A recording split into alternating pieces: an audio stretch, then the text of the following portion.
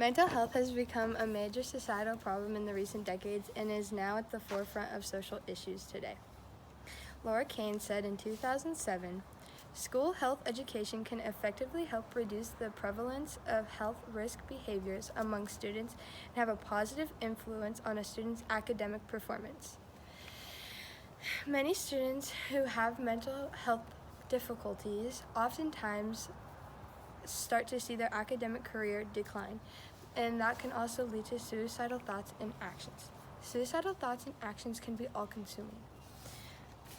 The Suicide Prevention Hotline gave us some factors of what can and may cause suicidal thoughts and actions. Those are mental disorders, particularly mood disorders, schizophrenia, anxiety disorders, certain personality disorders, and bullying. This is why natural helpers should be put into all schools across the country. Natural Helpers is a nationwide program where students are voted on by their peers and are accepted into a 1-week camp where they are taught, coached, counseled, and guided to learn how to be there for their peers in school. What happens is they are learning to guide the conversation and not to lead the conversation, not to make the conversation about them, but to be there for their peers, for their classmates, for their friends, and people they don't even know. At times, this might be a little difficult because they don't know what all to do, so they are learning when and where is a proper time to bring an adult to the situation. They're there for all the students when they can do the best that they can, and then right when it gets to the point where it is life-changing, life risk, they are turning it over to an adult.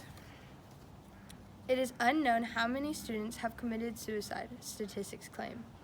In just the 5 years between 2010 and 2015, the number of U.S. teens who felt useless and joyless, classic symptoms of depression, surged 33% in large national surveys. The teen suicide attempts increased 23%. Even more troubling, the number of 13 to 18-year-olds who committed suicide jumped 31%, says Twenge in 2017. It is overwhelming to see the number of teenagers depressed and contemplating suicide rather than seeking help. Throughout a teenager's life, they feel more pressure from parents, peers, teachers, coaches, and most of all, themselves. Due to the overwhelming amount of pressure placed on students, they often lead down a road of anxiety and depression. Bullying comes in many different forms in schools and social media. Cyberbullying is a type of bullying that can attack even if the victim is mindlessly watching a family movie at home. It is black and white. You can see it, everyone else can see it, and it doesn't go away, says Allison Kojak in 2016. Social media plays a big role in teenagers' lives. Many people use social media to hide behind the screen and cyberbully people. Whatever is posted, everyone can see it, even if it's on a private account or a VIP. It takes one share, one screenshot, one repost, or one person looking over somebody's shoulder for everybody to know what was posted about somebody. Due to bullying, that's one of the major causes, but so is anxiety. Anxiety is a feeling of worry, nervousness, and unease. Anxiety makes a person feel sick, start breathing hard, and cannot calm down. People feel an emotional high and have no idea what to do, and cannot speak to a lot of people because nobody understands how they feel. Anxiety can come out of nowhere, and a person cannot calm down. People are on this high and have no idea what to do.